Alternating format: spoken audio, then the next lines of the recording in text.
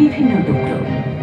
এর কিছু অংশ স্প্রুসফিল্ড পুলিশ স্টেশনের ছাদ ফুটো করে নিচে পড়ে, আর একটা বড় টুকরো গিয়ে পড়েছিল বভিটির কাছের এক মাঠে।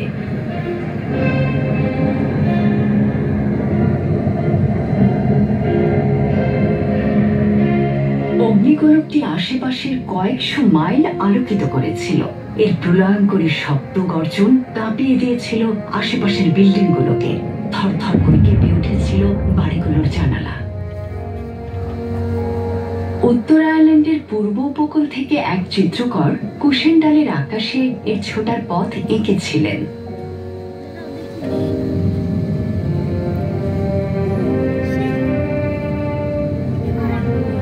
বিলিয়ন বিলিয়ন বছর আগে যেসব ধুলো ও গ্যাস মেঘ দিয়ে গড়ে উঠেছিল সৌরজগৎ, পাথরটা এসেছে সেখান থেকে।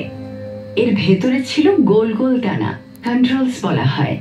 এসব গোলাকার দানা দিয়ে গড়ে উঠেছে গ্রহগুলো।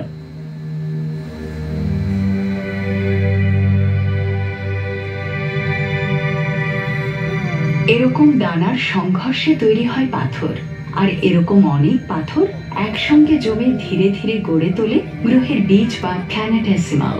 সেগুলোই কালের আবর্তে তৈরি করে গ্রহাণু বা গ্রহ।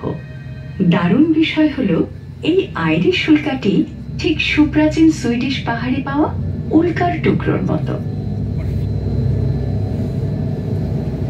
500 মিলিয়ন বছর আগে গ্রহাণুর সংঘর্ষে পাথুরে ভগ্নাবশেষ ছড়িয়ে পড়ে মহাশূন্যে। শিগগিরই এর দুটো টুকরো এসে পড়ে সুইডেনে। আর 1969 সালে অ্যাপোলো অভিযানে মানুষের চাঁদে নামার মাত্র 3 মাস আগে সেই অগ্নিগোলকটি এসে পড়ে আয়ারল্যান্ডে।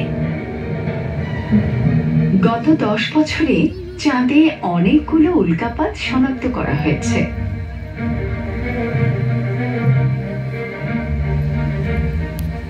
এসব পাথর মোটেও